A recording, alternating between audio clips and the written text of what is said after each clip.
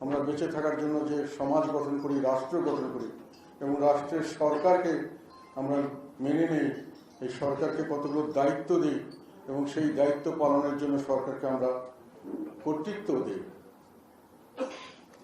সেই দায়িত্বগুলির মধ্যে প্রধানতম দায়িত্ব হলো নিরাপত্তা বিধান। যান মাল এবং ইজ্জতের নিরাপত্তা বিধান প্রত্যেকটি নাগরিকের সাধারণভাবে একটা প্রত্যাশা থাকে, সরকারের কাছে দাবি থাকে। তার জন্য সব ধরনের ব্যবস্থা সরকারকে গ্রহণ করতে হয় এবং জনগণ তার জন্য যথেষ্ট পরিমাণে ট্যাক্সের টাকা তাদের হাতে সমর্পণ করেন, তাদেরকে সব রকম ক্ষমতা দেন। কিন্তু বর্তমানে যে পরিস্থিতি দাঁড়িয়ে গেছে তাতে যান মাল এবং ইজ্জতের নিরাপত্তা সম্পূর্ণভাবে বিধ্বস্ত। কেউ কোনো সময় নিশ্চিতভাবে বলতে পারবেন না যে উনি নিরাপদ আছেন। শারীরিকভাবে নিরাপদ আছেন, ওনার মান সম্মান নিরাপদ আছে, অথবা ওদের সহায় সম্পত্তি নিরাপদ আছে। কোন সময় থাকবে, কোন সময় থাকবে না কেউ বলতে পারছেন না। আইন রক্ষাকারী বাহিনীসমূহ সম্পূর্ণভাবে তাদের সম্পূর্ণ কার্যকলাপের মধ্যে একটা বিশৃঙ্খলা আমরা লক্ষ্য করছি। সবকিছু মনে হচ্ছে যেন ভেঙে পড়ছে। দুষ্টের দমন এবং শিষ্টের পালন যেখানে রাষ্ট্রের কর্তব্য হওয়া উচিত, সেখানে আমরা অনেক ক্ষেত্রেই লক্ষ্য করছি যে দুষ্টের পালন এবং শিষ্টের দমন হচ্ছে। অনেক খুনি, ডাকাত, দাগী আসামি তারা বিভিন্নভাবে ঘুরে বেড়াচ্ছে, নির্বিঘ্নে চলাচল করছে। সেখানে নিরপরাধ, সম্পূর্ণ নিরপরাধ, যারা কোনো রকম কোনো ঝামেলার মধ্যে জড়িত না, এমনকি যারা রাজনীতির সঙ্গেও জড়িত না, কোনো কিছুর মধ্যে তাদের কিছু নেই, তারা দেশে বসবাস করতে চায়, সুখে শান্তিতে থাকার চেষ্টা করে, নিরাপদে থাকার, তাদের নিরাপত্তা বিঘ্নিত হচ্ছে। নানানভাবে তাদের উপরে মামলা দেওয়া হচ্ছে, মিথ্যা মামলা দেওয়া হচ্ছে এবং এই মিথ্যা মামলা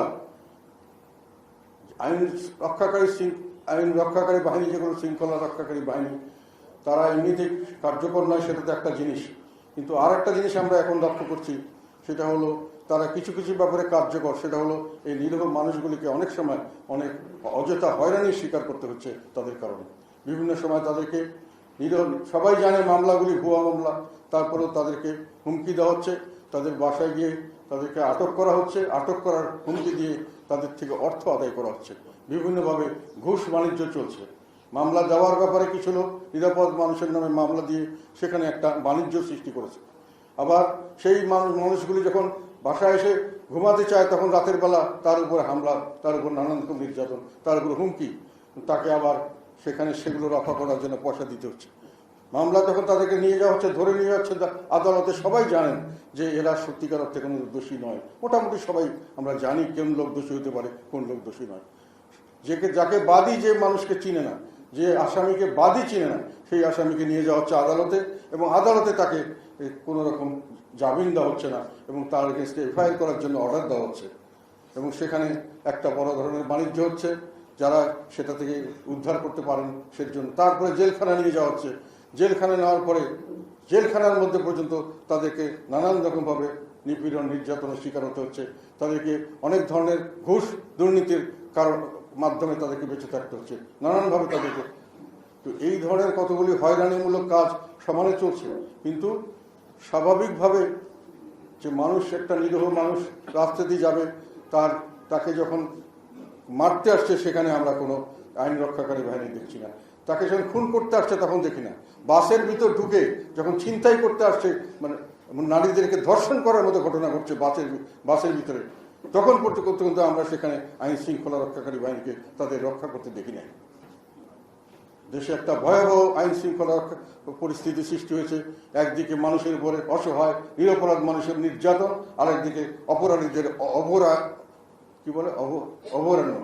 অভয়ারণ্য, মানে এখানে ভয়ের কিছু নেই, সেই অবস্থা দাঁড়িয়ে গেছে। সেটি এক জিনিস। এবং কে কাকে নিয়ন্ত্রণ করছেন আমরা জানি না, কার অধীনে কি হচ্ছে সেটাও আমরা বুঝতে পারছি না।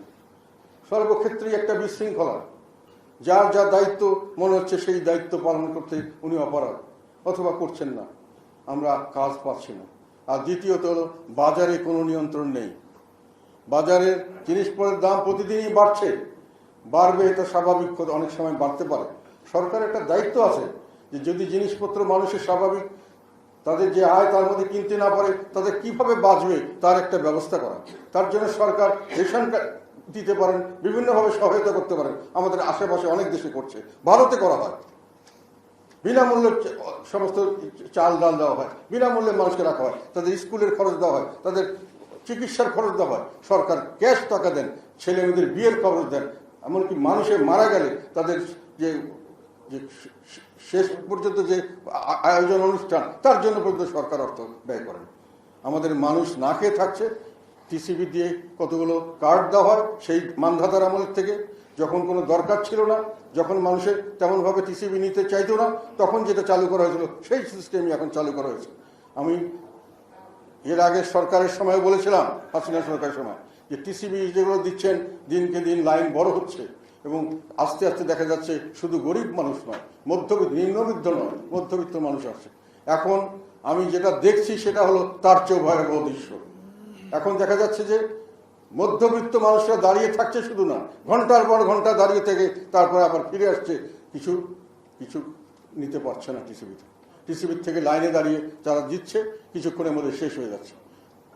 যথেষ্ট পরিমাণ দেওয়া হচ্ছে না। ডিজাইন, এলিগেন্স, বিউটি, সেরা পণ্য সবার জন্য জেভিকো। এবং তাও যে দেওয়া হচ্ছে সেই অর্থটাও যে বিনা পয়সাতে নয়, বেশ দাম দিয়েই তাদের কিনতে হয়।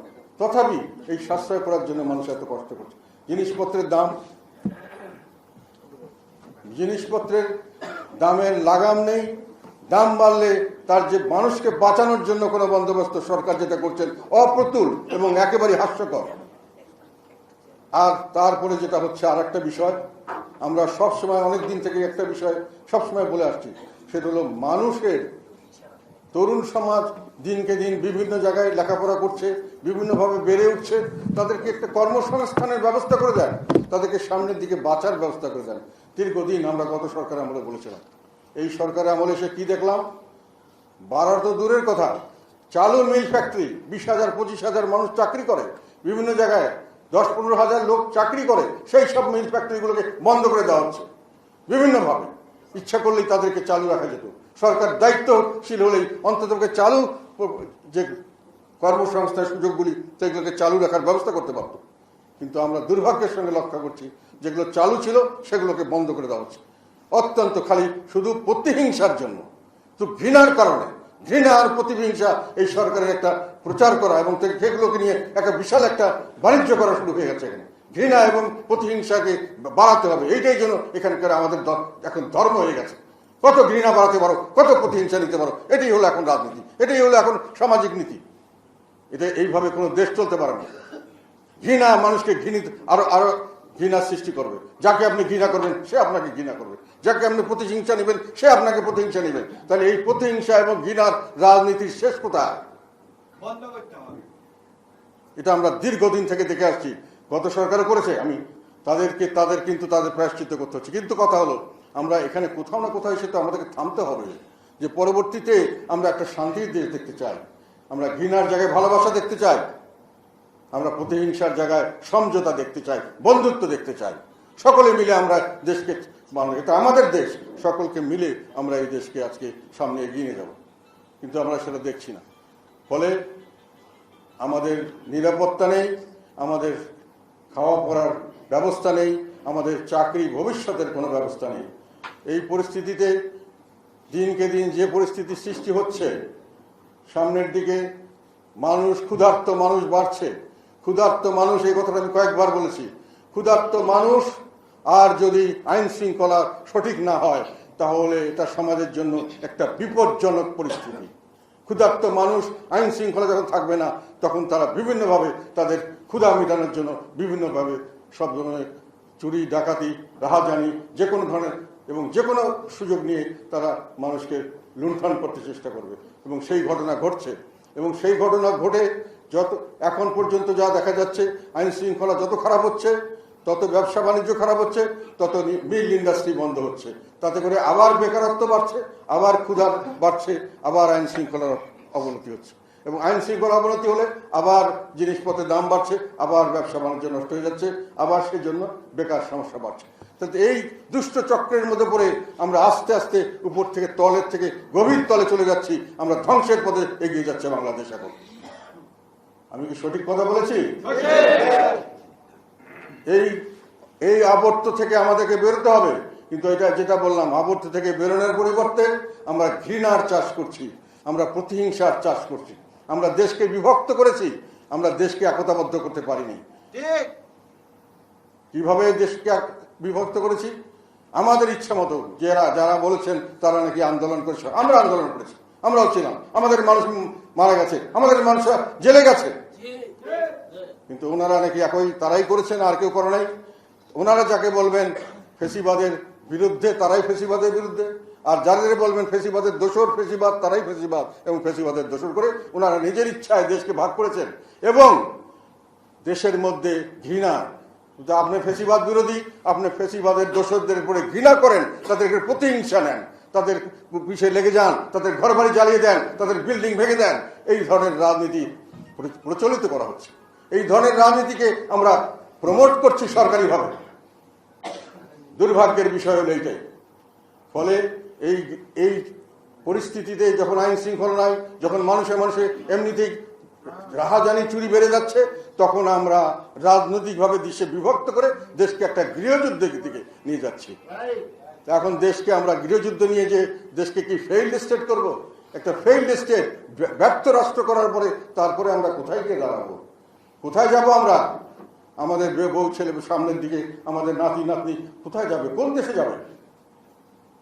কিন্তু যারা দায়িত্ব দিয়ে যাদেরকে এত বছরের অপশাসনের পরে আওয়ামী লীগকে যখন আমরা সকলে মিলে, দেশবাসী মিলে সকলে বের করে দিয়ে মনে করলো আমরা এবার একটা স্বস্তি পাবো, কিন্তু আমরা স্বস্তি তো পেলাম না, আমরা পেলাম অস্বস্তি। এটা দুর্ভাগ্যজনক। এবং যারা এটা নেতৃত্ব দিচ্ছেন এই সব বিষয়ে তাদের প্রতি আমি দৃষ্টি আকর্ষণ করছি। মানুষের ধৈর্যের বাঁধ ভেঙে যাচ্ছে, মানুষ আন্দোলন করতে শিখেছে, কাজে একবার যখন আন্দোলন করেছে সামনে আবার আন্দোলন করতে মানুষের পিছু হবে না। একবার যখন রক্ত দিয়েছে আবার রক্ত দিতে মানুষের পিছু হবে না। এগুলো কথা আপনাদেরকে মনে রাখতে হবে। এখন আমার কথা হলো কয়েকটি প্রাসঙ্গিক বিষয়ে আমি আমার মতামত দিতে চাই আমাদের দলের পক্ষ থেকে। সেটা হলো নতুন একটি রাজনৈতিক দল তৈরি করা হচ্ছে ছাত্রদের তরফ থেকে। আমি 100 বার বলেছি এটা ভালো উদ্যোগ, আমরা একে সমর্থন জানাই, একে আমরা ওয়েলকাম করি। নতুন তরুণ সমাজ, তাদের বিদ্যা বুদ্ধি, তাদের স্বপ্ন নিয়ে তারা দেশে রাজনৈতিক দল করবেন, সেই রাজনৈতিক দলের মাধ্যমে তারা স্বপ্ন বাস্তবায়ন করবেন, এটাতে আপত্তির কিছু থাকার কথা নয়। কিন্তু কথা হলো সরকারি পৃষ্ঠপোষকতা হচ্ছে, সরকারি তহবিল খরচ করে হচ্ছে, সরকারি প্রশাসনিক শক্তি খরচ করে, কর্তৃত্ব খরচ করে হচ্ছে। এটার অর্থ হলো এটাকে বলা হয় কিংস পার্টি হচ্ছে। এখন কিংস পার্টি কি খারাপ? না, কিংস পার্টিকে আমি খারাপ মনে করি না। কারণ বিএনপিও kings party, Jatiya party kings party. Kings party হয়ে আমাদের জন্ম হয়েছে। প্রশ্নটা হয়েছে যে 90-এর পর থেকে মানুষের মধ্যে একটা ধারণা হয়েছে যে কিংস পার্টি, তার মাধ্যমে যদি নির্বাচনের সময় কিংস পার্টি থাকে এবং তার একটা পার্টি থাকে এবং সেই যদি নির্বাচন পরিচালনা করে তাহলে নির্বাচনটা সঠিক হয় না। যে 91 নির্বাচনে একটা নিরপেক্ষ সরকারের দরকার ছিল। 96 15 ফেব্রুয়ারি নির্বাচন মানুষে বর্জন করেছিল, আবার পরবর্তীকালে জুনে গিয়ে সে নির্বাচন করেছিল নিরপেক্ষ সরকারের অধীনে। কাজে কিংস পার্টি হলে যারা এখন কিংস আছেন তাদেরকে হয়তো কিংসের জায়গা ছেড়ে দিয়ে নতুন একটা কিছু করতে হবে, কারণ নিরপেক্ষতার প্রশ্ন সাপেক্ষ হয়ে যাওয়ার সম্ভাবনা দেখা দিয়েছে। কাজে এই জিনিসটি আমি মনে করি সবাইকে মাথায় নিতে হবে। আমি মনে করি যে বাংলাদেশের মানুষ যে নিরপেক্ষ সরকারের অধীনে নির্বাচন করতে চায়, কোনো দল যদি সরকার গঠন করে তাহলে তার সেই নিরপেক্ষ সরকার হিসেবে তার সেই সরকার পরিচালনা করার কতটুকু নৈতিক বা মানুষের সমর্থন কতটুকু পাওয়া যায় এটা নিয়ে চিন্তার অবকাশ আছে। এবং এটা নিয়ে আমি মনে করি বাংলাদেশের বেশিরভাগ মানুষকে রিপ্রেজেন্ট করে এমন সব জনগণ এগুলো এমন সব রাজনৈতিক দল এই ধরনের বিষয়ে খুব একটা একমত হতে পারবেন বা একে রাজি হবেন এই সব বিষয়ে, এটা আমার সঙ্গে সংশয় আছে। এটা হলো একটা বিষয়। আর একটা বিষয়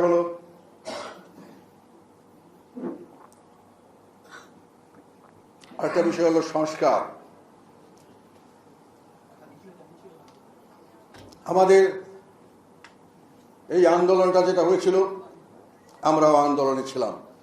বাংলাদেশের শতকরা ৯৯% বলা যায় এই আন্দোলনে শরীক হয়েছে। কি আন্দোলন চেয়েছিলাম আমরা? শেখ হাসিনা সরকারের পতন।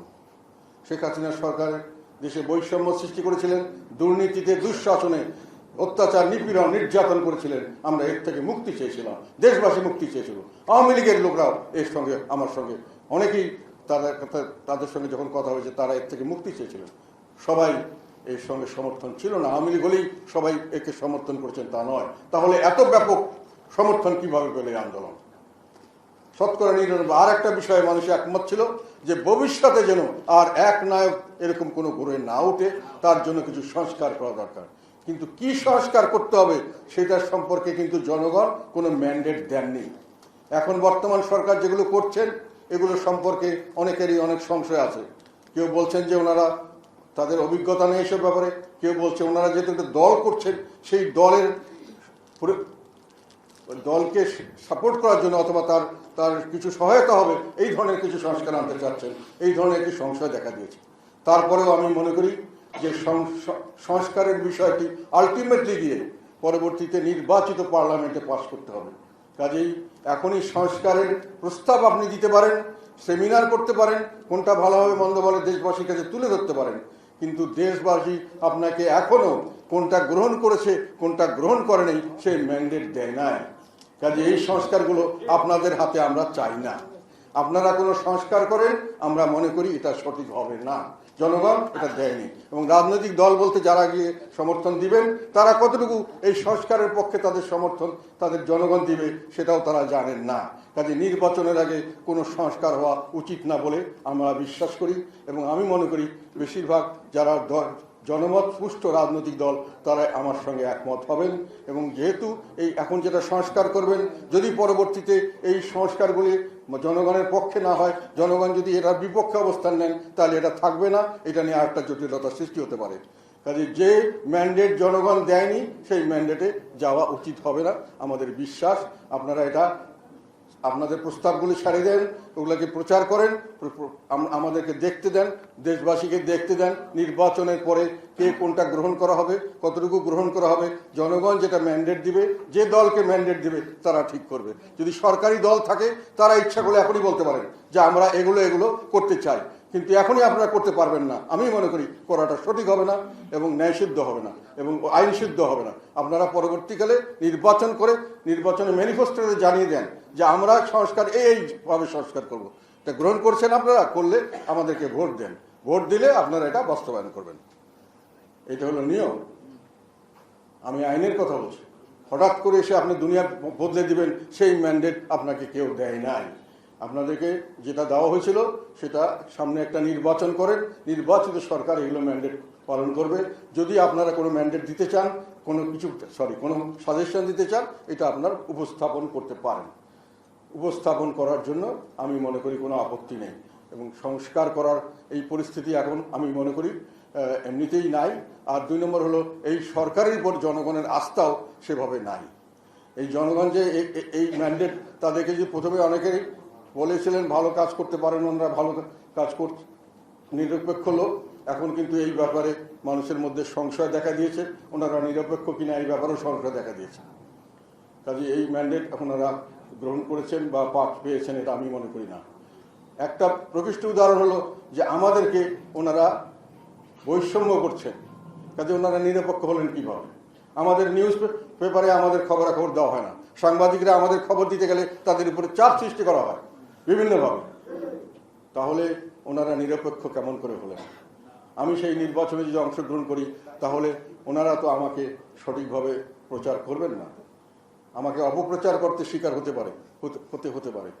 যে এইসব জিনিস তো আমার সাথে শুধু নয়, আর অনেকের সঙ্গেই এটার প্রশ্ন আছে। আর একটা বিষয় আমি মনে করি বলা উচিত, সেটা হলো যে জনগণের যদি সার্বিকভাবে জনগণকে নিয়ে সামনে এগিয়ে যেতে চান এবং যেটাকে বলা যায় যে স্টেবিলিটি, স্থিতিশীলতা চান দেশে এবং রাজনীতিতে, তাহলে সকলকেই রাজনীতিতে থাকতে দিতে হবে, সকলকে নির্বাচনে অংশগ্রহণ করতে দিতে হবে। জনগণের হাতে ছেড়ে দিবেন কে ভালো কে মন্দ, কে কতটুকু দোষ করেছে। আর বিচার বিভাগ বিচার করবে। যদি কাউকে দোষ করে ডেফিনেটলি দোষী লোককে শাস্তি দিতে হবে, কিন্তু দোষী বিবেচনা করে, দোষী প্রমাণ করে, তারপরে দোষী অভিযোগ করলেই সে দোষী হয় না।